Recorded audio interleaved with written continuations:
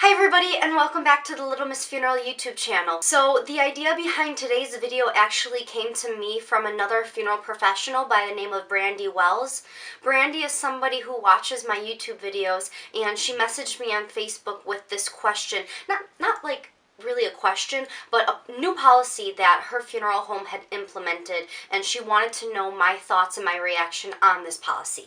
So I thought that the best way to start it off was to just read the message that she had sent me. She said that I could share it and use her name, which is why I am reading the message to you all now. Brandy says, as of late, her boss at the funeral home is changing the rules on ID viewing with just immediate families. If the deceased person is autopsied, she no longer wants the funeral home to allow an unembalmed ID viewing. The funeral home is requiring embalming now if the family wants to see the person. Brandy doesn't completely agree with it, but she understands that the funeral home wants to protect themselves from being sued.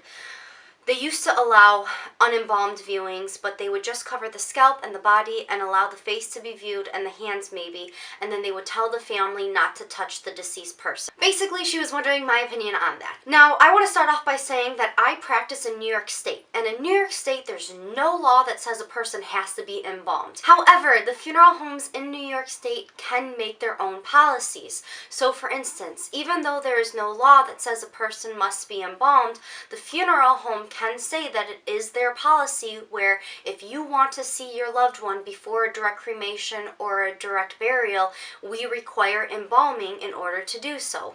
Do I think this is right? In short, no. I've been working in the funeral industry for 8 years, and there have been some instances in which I could understand if a person was autopsied, why a funeral home would require an embalming in that specific situation.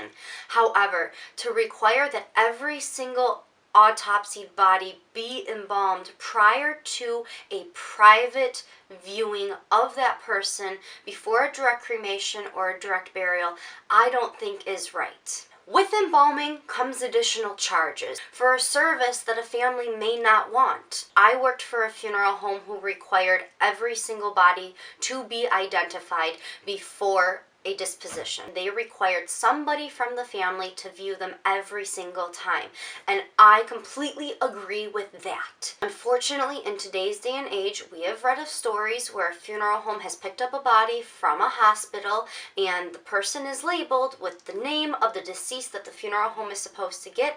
However, when they bring them back to the funeral home, they find out that that is not the correct person and the hospital misidentified the person. This does not happen all the time, but it has happened in the past.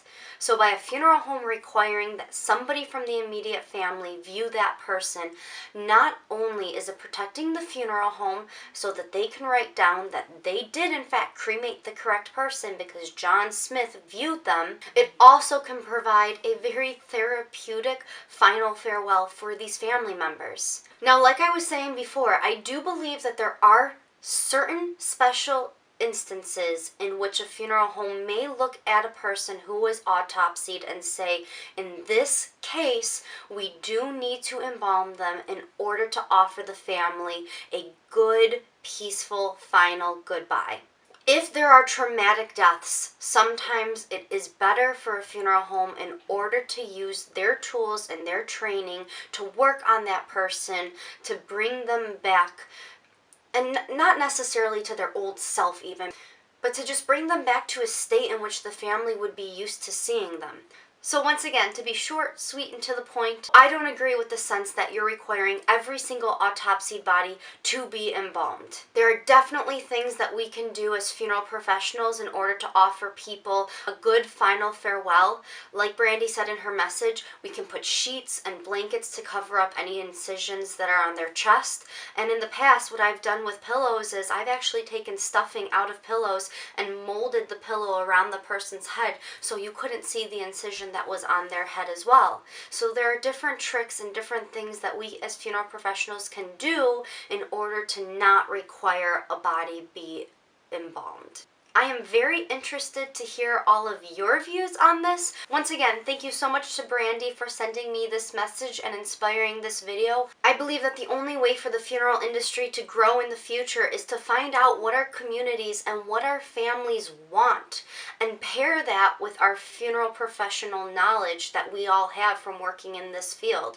When we can take those two things and mold them together, that's how we're going to be able to grow the funeral industry and better serve all of the families out there. If you all liked this video, you can always give it a thumbs up and you can hit the subscribe button so you don't miss any other videos that I put out in the future.